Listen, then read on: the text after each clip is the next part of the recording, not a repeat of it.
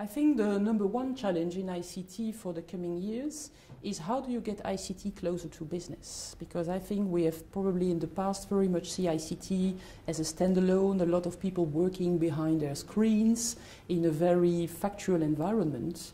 I think ICT should evolve from a product much more to a service and really to something that can enhance business to make a difference.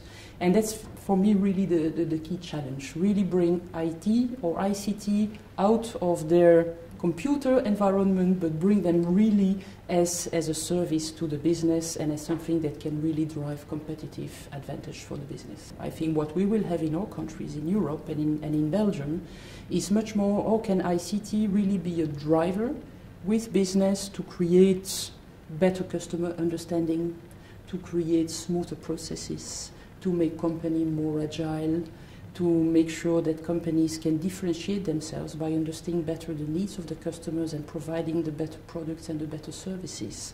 So for me, it's a key enabler for the success of companies. So it's much more taking the people out of their computer environment and bringing them more to the wider understanding of the problems of the society, the companies, and translate that into a system that can bring value. So a lot of challenges, and probably also a lot of challenges for the universities, where people are probably very literate in the computer languages, things like that.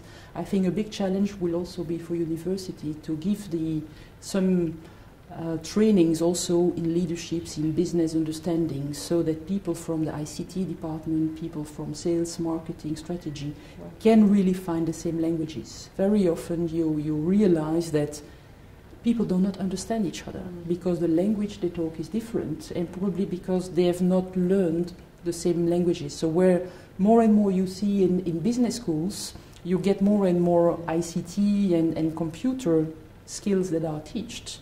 I think you need the same within the ICT environment to teach people much more sense of leadership, more sense of marketing, so that those bridges can really become more robust and people can understand each other and really create added value for the business. I think women can bring anyhow the value they have today. The balanced leadership is very important, and I think balanced leadership is important at the top of the company, in the management, but also in departments. Today, if you look at ICT, there are very little number of women that graduate from ICT schools. So already at the start, the pool of women being knowledgeable in ICT is very small.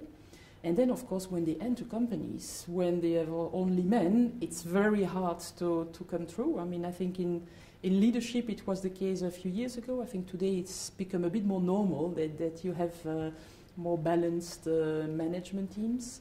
I think in the ICT world it's still very hard. So we need some courageous women that can really try to break those rules and be the first one, lead by example, entering those ICT departments and proving that by their competencies, their different style, probably more collaborative style, more networking style, they can really make a difference by just bridging, indeed, the ICT department with the business needs, and therefore really bringing different values and different competencies to the ICT department. So I think we need to attract more women by, indeed, telling that ICT is not only a product, but it's much more an enabler for driving business.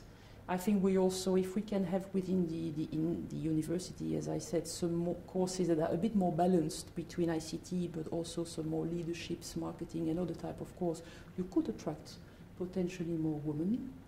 And I think you, as WISE, also play a big role there by bringing more visibility about what is ICT, how can you make the difference, how can women do the difference there. But I really think that ICT has a real strong future because everything is linked with ICT, also in our daily lives. I mean, if you look, telecommunications, smartphone, tablets, all these things, perhaps you don't see them as ICT, but these are also all ICT-related things. So more and more ICT is present on a day-to-day basis in our lives through all the mobile environment we have, in companies the same. More and more data are available.